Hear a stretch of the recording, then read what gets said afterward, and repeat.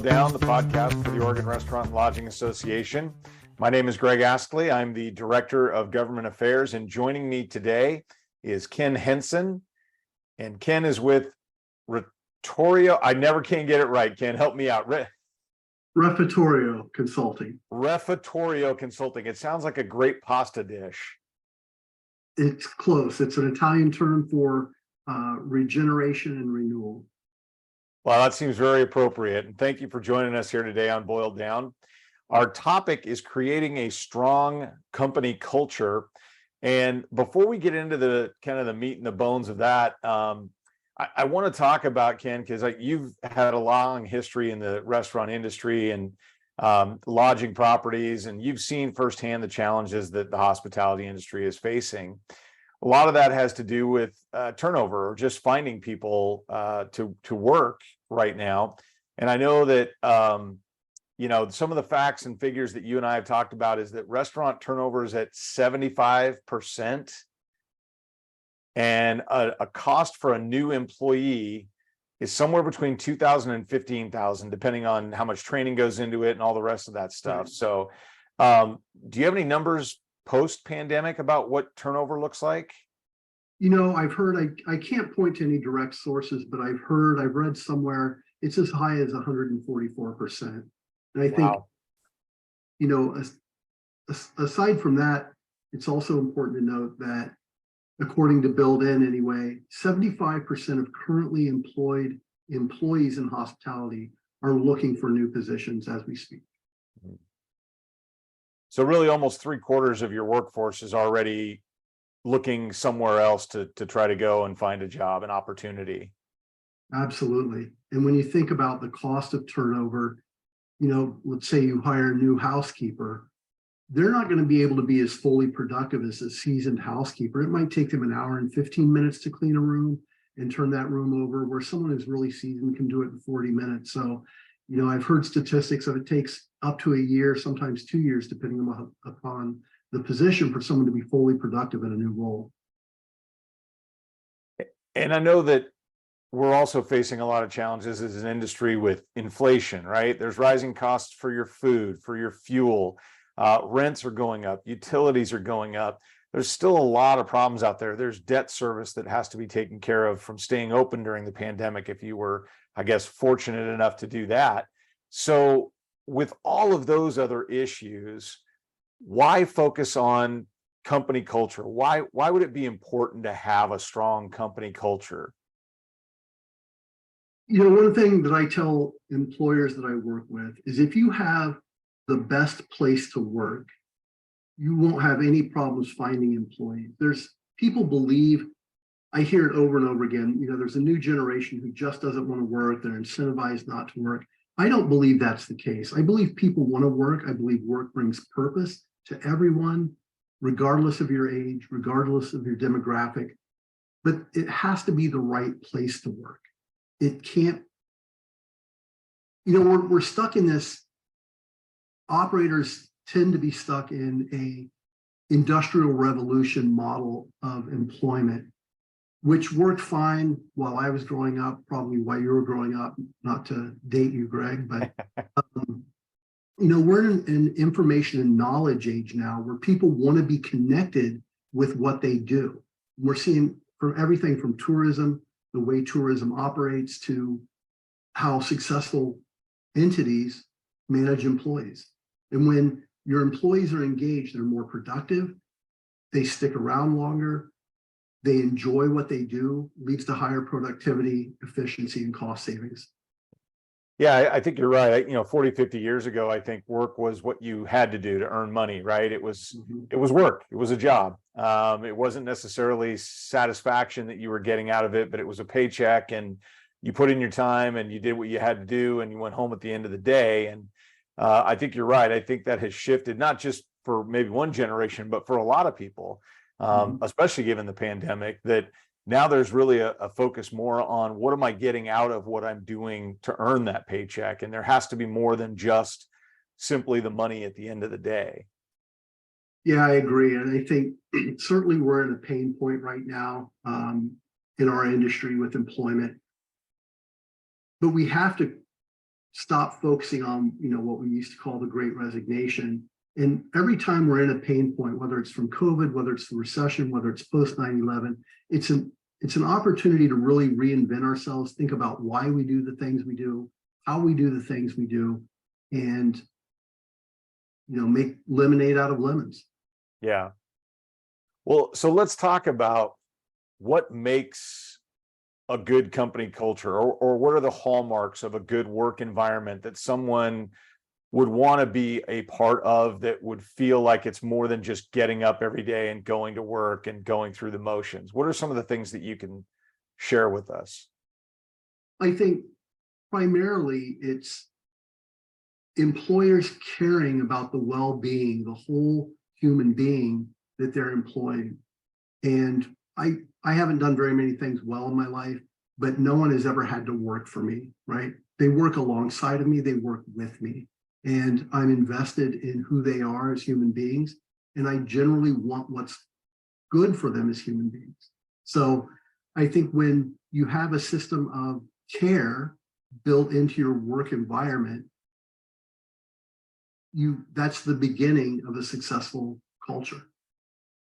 And that's got to be different for different people, right, Ken? I mean, people learn different ways. Some people are visual learners. Some people they have to do it, right? Others can read and learn that way. And I imagine it's got to be the same way with a company's culture and the value that you feel that you're getting from your employer or from your workplace, right?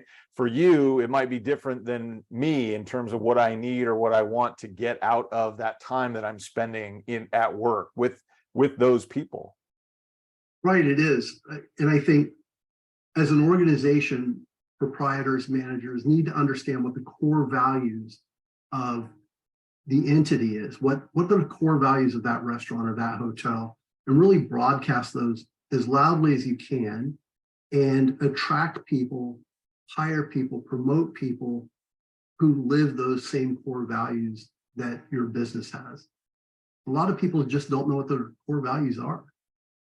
How important is it in your mind, Ken, to not only share those with your employees, but also with your customers, really to make it a kind of a holistic picture? Yeah, I think it's vitally important. I think, we've heard a lot recently, term has come to light about firing the guest, right? We all have that one bad apple who comes in and yells at a hostess or front desk agent. And, I think they call them Karens now. You can't tolerate that. And by broadcasting your core values, by saying what you believe in, you'll attract the right audience. I think of a hotel recently that I know here on the Oregon coast, that phenomenal lodging property, and they were attracting the wrong guests for years.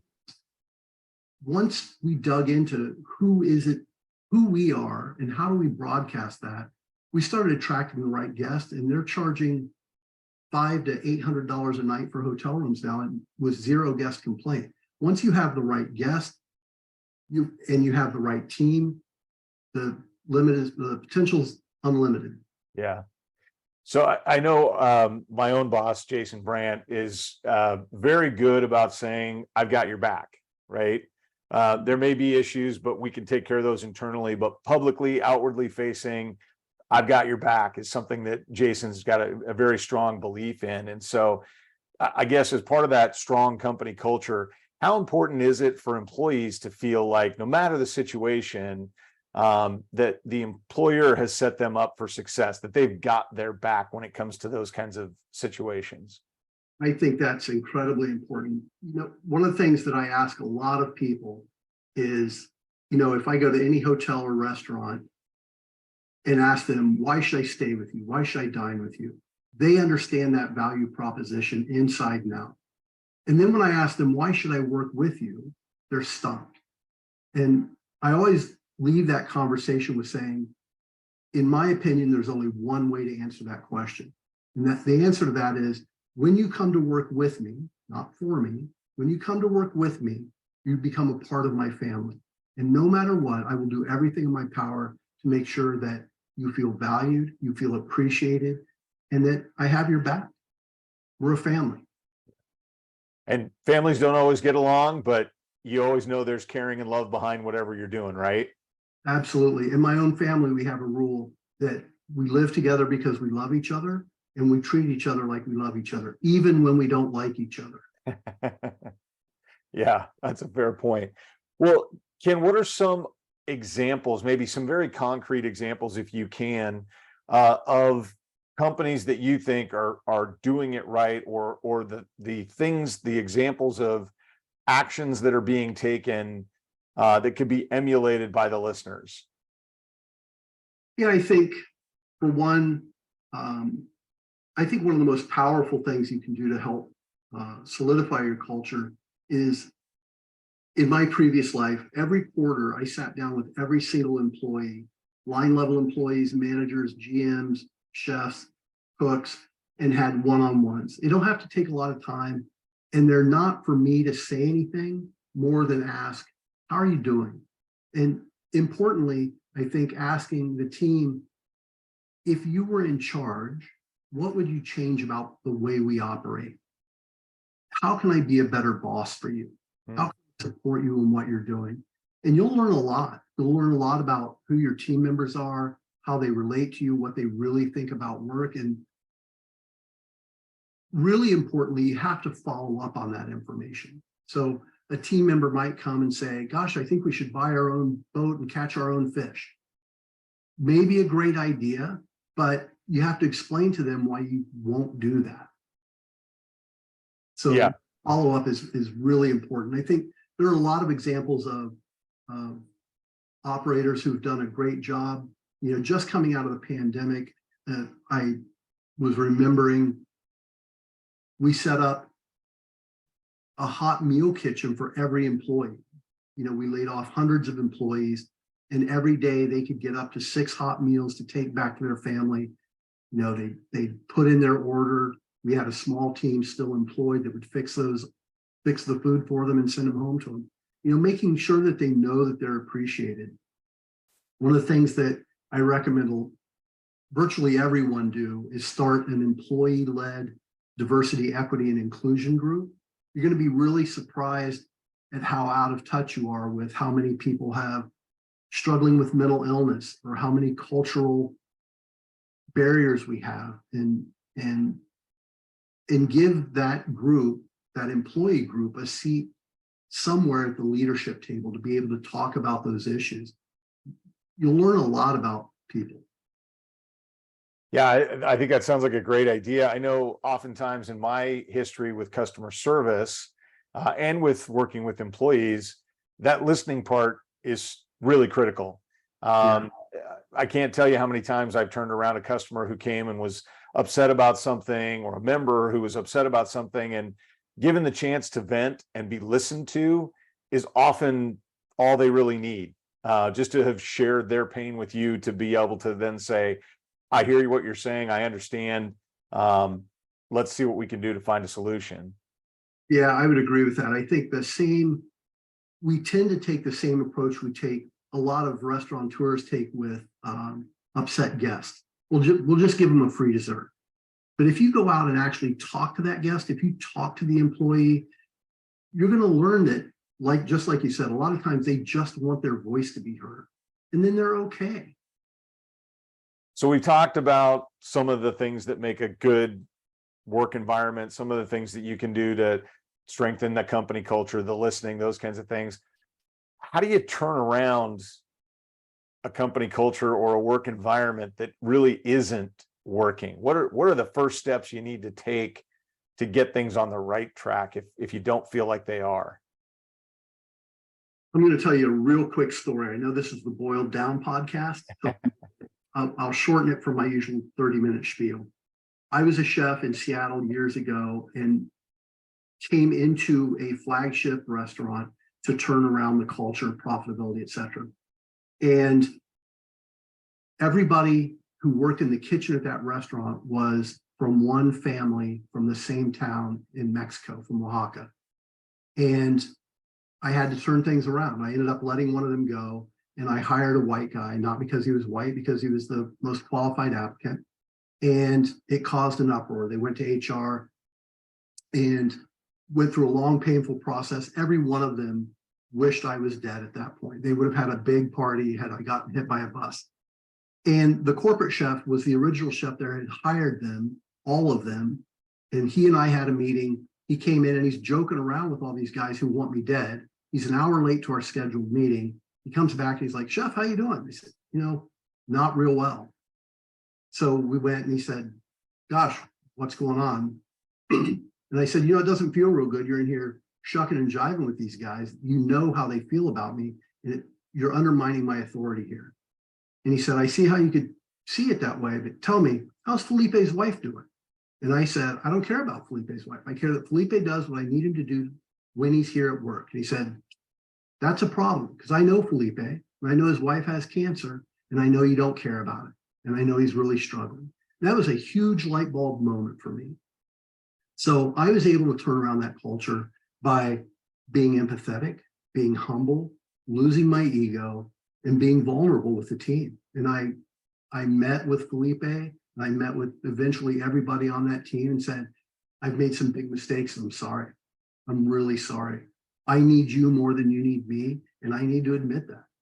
Every operator needs their employees more than those employees, especially in this day and age, need a job. You can go anywhere to get a job today, but people will stay loyal to you if you're good to them, if you're nice, if you're kind, and if you're empathetic to what they're going through.